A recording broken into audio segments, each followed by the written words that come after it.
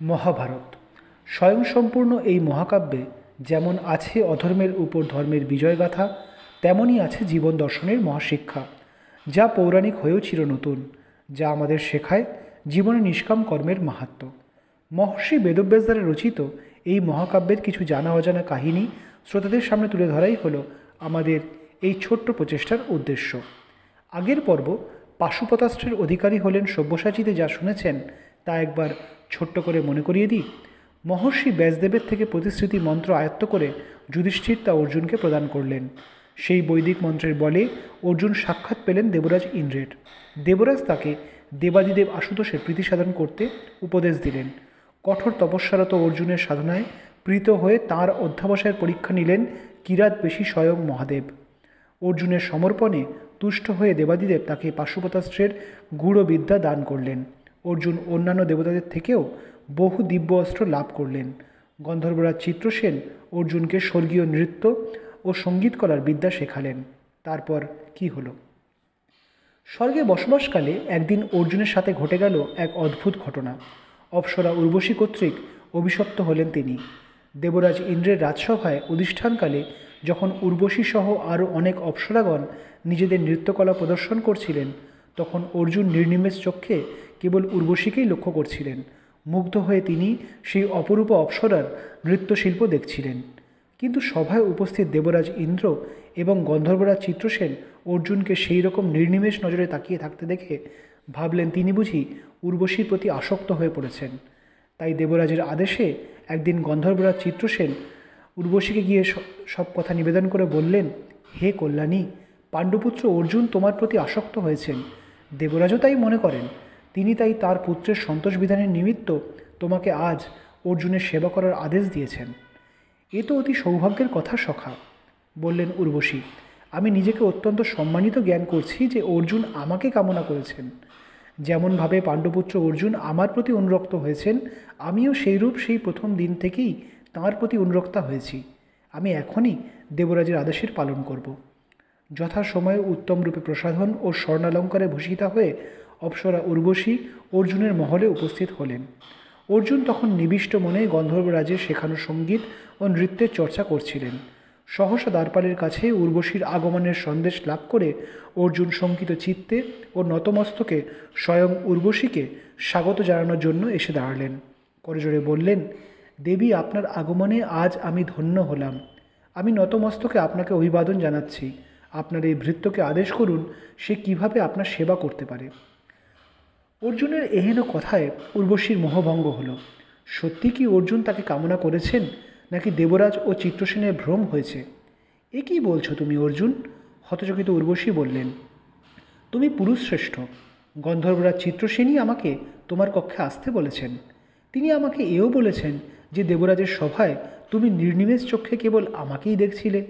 পার্থ, তুমি যদি আমার প্রতি অনুরক্ত হও তাহলে সেই ইচ্ছাকে অবদমন করো না। আমিও তোমার প্রতি অনুরক্ত। আমি তাই স্বেচ্ছায় আজ তোমার সেবা করতে এসেছি। ছি ছি দেবী, এ কী বলছেন আপনি? লজ্জায় অর্জুন যেন মাটিতে মিশে গেলেন। আপনি আমার গুরুস্থানীয়া।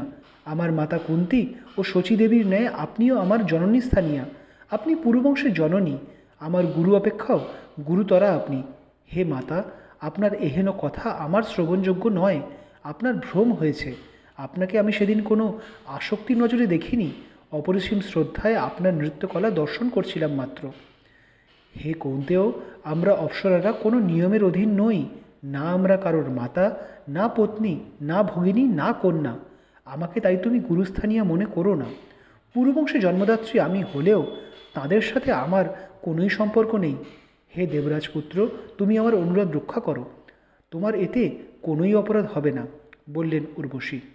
করজোড়ে অর্জুন বললেন, না দেবী, তা হয় না। আপনি কোনো নিয়মে আবদ্ধ না হতেই পারেন, কিন্তু আমি নিয়মের অধীন। আমি আপনার চরণে নিজের মস্তক রাখছি। আমি আপনার পুত্রতুল্য।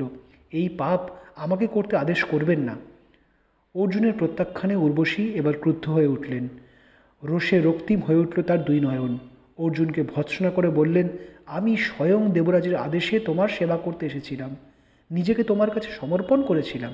তথাপি কিছু তুচ্ছ নিয়মের জন্য তুমি আমার আকাঙ্ক্ষা পূর্ণ করলে না। আমাকে অসম্মান করেছ তুমি কুন্তিপুত্র। তাই আমিও তোমাকে অভিশাপ দিচ্ছি যে তুমিও তোমার সম্মান হারাবে। যে পৌরুষের গর্বে তুমি আমাকে অবহেলা করলে, সেই পৌরুষ তোমার অবলুপ্ত হবে। তুমি নপুংসক নর্তক হয়ে স্ত্রীদের মধ্যে বিচরণ করবে। এই বলে উর্বশী সরোষে অর্জুনের মহল ত্যাগ করে চলে গেলেন। ব্যথিত অর্জুন দেবরাজকে সব কিছু বিস্তারিতভাবে বর্ণনা করলেন। ইন্দ্র সব শুনে স্মিতহাস্যে বললেন, ব্যথিত হয়েও না পুত্র, উর্বশীর অভিশাপ তোমার পক্ষে বরতুল্য হবে। তুমি ধৈর্যে অনেক ঋষিগণকেও পরাস্ত করেছ। তোমাদের অজ্ঞাতবাসের সময় আসন্ন। সেই সময়ে তুমি ওই 1টি বছর ক্লীবত্ব লাভ করে নপুংসক নর্তক হয়ে থাকবে। অজ্ঞাতবাস শেষে তুমি পুনরায় নিজের পৌরুষ ফিরে পাবে। এইটা আমার কথা বৎস। দেবরাজের থেকে আশ্বাস পেয়ে অর্জুনের চিন্তা দূর হলো। তিনি এবার নিশ্চিন্তে স্বর্গে নিজের অস্ত্রবিদ্যা ও সঙ্গীত কলার চর্চা করতে লাগলেন। এদিকে কাম্যক বনে নিবাসকারী পাণ্ডবদের মনে সুখ নেই। যত সময় বনবাসে অতিবাহিত হচ্ছে, মধ্যম পাণ্ডব ভীমসেন ততই বেশি উৎকণ্ঠিত হয়ে উঠছেন। জ্যেষ্ঠ ভ্রাতা যুধিষ্ঠিরের এই স্থৈর্য তার যেন আর সহ্য হচ্ছে না। একদিন যুধিষ্ঠিরকে তিনি বলে বসলেন, আমার আর ধৈর্য অবশিষ্ট নেই জ্যেষ্ঠ ভ্রাতা। আমাদের পৌরুষ আছে, কেবল আপনার আদেশের অপেক্ষায় আমরা দিন গুনছি। মহারাজ রাজ্য শাসন ক্ষত্রিয়দের ধর্ম, বনবাস নয়। আমরা অর্জুনকে ফিরিয়ে নিয়ে এসে বাসুদেবের সাহায্যে এই 12 বৎসর পূর্ণ হওয়ার পূর্বেই ওই ধার্তরাষ্ট্রদের বিনাশ করব। কৌরবদের বিনাশ করে আপনি পুনরায় নিজ রাজ্য ফিরে যাবেন। তাতে আপনার কোনোই দোষ হবে না। আর যদিও বা কোনো দোষ হয়, আমরা বহু যজ্ঞের দ্বারা সেই দোষের নিরাকরণ করব। স্বর্গের পথ সুপ্রশস্ত করব। মহারাজ, ওই শঠ দুর্যোধনের চর সর্বত্র আছে। আমাদের সকল খবরই সে লাভ করছে। 13 বৎসর পূর্ণ হলে সে পুনরায় আমাদের দূতসভায় আমন্ত্রণ করবে। আপনি সরলমতি মানুষ, দূত ক্রীড়ার নিয়ম কিছুই জানেন না। আপনি পুনরায় পরাজিত হয়ে বনবাস লাভ করবেন। এর প্রতিকার করুন মহারাজ। না অনুজ, শান্তস্বরে বললেন যুধিষ্ঠির, এখনও দুর্যোধনকে শাস্তি দেওয়ার সময় উপস্থিত হয়নি। তুমি অধৈর্য হচ্ছ, তাই তুমি এইরকম অস্থির আচরণ করছো। 13 বৎসরের শেষে তুমি আর অর্জুন তোমাদের প্রতিজ্ঞা মতোই ধার্তরাষ্ট্রদের বিনাশ করবে। আমি কোনোরূপ সঠতার আশ্রয় নেব না অনুজ। সেই সময় পাণ্ডবদের সাথে সাক্ষাৎ করতে এলেন মহারিষি বৃহদ্রষ্য। যুধিষ্ঠিরের কাছে তাদের দুঃখের ও ভাগ্য বিপর্যয়ের সকল কথাই শুনলেন তিনি।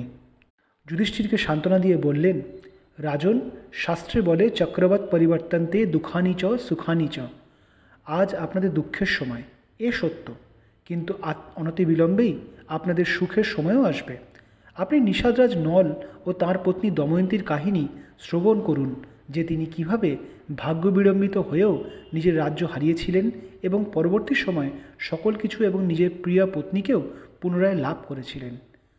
যুধিষ্ঠিরকে নল দময়ন্তীর উপাখ্যান শুনিয়ে মহর্ষি বৃহদ্রষ্য বললেন, রাজন, আমি দূতক্রীড়ার সকল কূটনীতি সম্পর্কে অবগত। আমি আপনাকে সেই সকল বিষয়ে জ্ঞান দান করব। এই জ্ঞান লাভের পর আপনাকে দূতক্রীড়ায় কেউই পরাস্ত করতে পারবে না। মহর্ষি বৃহদ্রষ্য এরপর যুধিষ্ঠিরকে সেই অক্ষক্রীড়ার সকল জ্ঞান দান করলেন। দিব্যাস্ত্র লাভের উদ্দেশ্যে অর্জুন কাম্যকবন ত্যাগ করে গেছেন বহুদিন হল। সকলেই তার অদর্শনে কাতর হয়ে আছেন। অর্জুনের কোনো খবরই কেউই পাননি। ব্যথিত যুধিষ্ঠির একদিন তাই নিজেদের কুটিরের আশ্রমের দ্বারে বসে ভ্রাতাদের ভবিষ্যৎ নিয়ে চিন্তায় মগ্ন হয়েছিলেন। এমন সময় সেখানে আবির্ভূত হলেন দেবর্ষি নারদ। নারায়ণ নারায়ণ, সহাস্যমুখে বললেন দেবর্ষি, তোমাকে বড়ই কাতর দেখাচ্ছে ধর্মপুত্র। বলো, আমি তোমাকে কিভাবে সাহায্য করতে পারি? কি প্রয়োজন তোমার? দেবর্ষি, আপনার দর্শন লাভ করে আমি নিজেকে অত্যন্ত সৌভাগ্যশালী মনে করছি, করজোড়ে বললেন যুধিষ্ঠির। আপনি তো জানেন, আজ প্রায় 5 বৎসর অতিবাহিত হয়ে গেল অর্জুন আমাদের থেকে দূরে প্রবাস করছে। সে কেমন আছে, সুস্থ শরীরে আছে কি না, নিজের অভীষ্টই সে লাভ করতে পেরেছে কি না, এই সমস্ত চিন্তায় আমরা দিবারাত্র ব্যতীত করে দিচ্ছি। কৃপা করে আমাকে অর্জুনের সন্দেশ দিন। মাত্র এই কথা রাজন? তোমার এই শঙ্কা আমি এখনই নিরসন করছি, বললেন দেবর্ষি নারদ। তোমার ভ্রাতা অমরাবতীতে দেবরাজের কাছে সুখেই আছে ধর্মরাজ। সকল দিব্যাস্ত্রের জ্ঞানও সে লাভ করেছে। আর শুধু তাই নয়, স্বয়ং দেবাদিদেব আশুতোষকে প্রসন্ন করে তাঁর থেকে পাশুপতাস্ত্রের জ্ঞানও সে লাভ করেছে পুত্র। তোমরা অর্জুনকে নিয়ে চিন্তা করো না। তার শিক্ষালাভের আর কিছু সময় মাত্র অবশেষ আছে। তারপরেই সে তোমাদের কাছে ফিরে আসবে। নিশ্চিন্ত হলাম হে দেবর্ষি, উৎফুল্ল যুধিষ্ঠির বলে উঠলেন। কিন্তু যতদিন না পার্থ আমাদের কাছে ফিরে আসে, আমি তীর্থ দর্শন করতে ইচ্ছা করি। কৃপা করে আমাকে তীর্থদর্শনের ফল লাভ সম্পর্কে জ্ঞান দান করুন। দেবর্ষি যুধিষ্ঠিরকে বহু শত তীর্থ ও তাদের দর্শনের হেতু যে ফল লাভ হয় তার কথা জানিয়ে বললেন, রাজন, যে মনুষ্য তীর্থ পর্যটন করে সে শত অশ্বমেধ যজ্ঞেরও অধিক ফল পায়। মুনি লোমশ তোমাদের এই আশ্রমে আসবেন, তিনি তোমাকে তাঁর সাথে তীর্থভ্রমণে নিয়ে যাবেন। তোমাদের মঙ্গল হোক। এই বলে দেবর্ষি অন্তর্হিত হলেন। এই ঘটনার কয়েকদিন পর পাণ্ডবদের আশ্রমে এলেন মহামুনি লোমশ। তিনি হাস্যমুখে যুধিষ্ঠির সহ পাণ্ডবদের এবং দ্রৌপদীকে আশীর্বাদ করে বললেন, মহারাজ, আপনি আমার ভ্রাতার সম্পর্কে নিশ্চিন্ত থাকুন। ইতিপূর্বে দেবর্ষি আপনাকে অর্জুনের সকল খবরই দিয়েছেন। আমি স্বয়ং দেবরাজ ইন্দ্র এবং অর্জুনের সাথে দেখা করে আপনাদের কাছে এসেছি।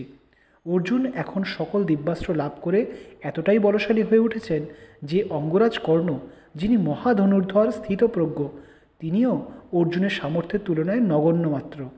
অঙ্গরাজের যে সহজাত কবচ আছে তাও দেবরাজ হরণ করে নেবেন বলে আমাকে জানিয়েছেন। অতএব মহারাজ, আপনারা নিশ্চিন্ত থাকুন যে আগামী ধর্মযুদ্ধে আপনাদের জয় অবশ্যম্ভাবী। অর্জুন একটি গুরুত্বপূর্ণ দৈব কার্য সম্পাদন করে আপনাদের কাছে ফিরে আসবেন শীঘ্রই। তিনিও আমাকে এই অনুরোধ করেছেন যাতে আমি আপনাদের সাথে তীর্থ দর্শন করতে যাই। আমাদের আজ বড়ই আনন্দিত লাগছে হে ঋষিবর, বললেন যুধিষ্ঠির। অর্জুনের সাফল্যের খবরে আমি অত্যন্ত গর্ব অনুভব করছি। আমি ও আমার ভ্রাতারা এবং পত্নী আপনার সাথে তীর্থ দর্শনের সুফল লাভ করতে ইচ্ছা করি। অবশ্যই রাজন, বললেন ঋষি লোমশ, কিন্তু তার পূর্বে আপনি আপনার সহচর এই সকল ব্রাহ্মণদের নিবৃত্ত করুন। অধিক লোকবল সাথে নিলে আমরা স্বচ্ছন্দে ভ্রমণ করতে পারবো না, তাতে আপনার অভীষ্ট সিদ্ধ হবে না। ঋষি লোমশের পরামর্শ অনুযায়ী যুধিষ্ঠির তার সহচর ব্রাহ্মণদের নিবৃত্ত হওয়ার অনুরোধ করলেন। পথশ্রম, ক্লান্তি, খাদ্যের অসুবিধা এই সকল কারণে অনেক ব্রাহ্মণ ও পুরবাসী মহারাজ যুধিষ্ঠিরের আদেশ অনুসারে তীর্থযাত্রার থেকে নিবৃত্ত হয়ে নিজ নিজ স্থানে ফিরে গেলেন। কেবল কাম্যক বনবাসী কিছু ব্রাহ্মণ যুধিষ্ঠির ও পাণ্ডবদের সাথে চললেন।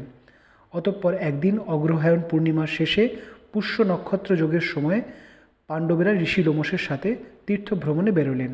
নৈমিষারণ্য, প্রয়াগ প্রভৃতি স্থান দর্শন করে পাণ্ডবেরা এলেন ঋষি অগস্ত্যের আশ্রম মণিমতিপুরীতে।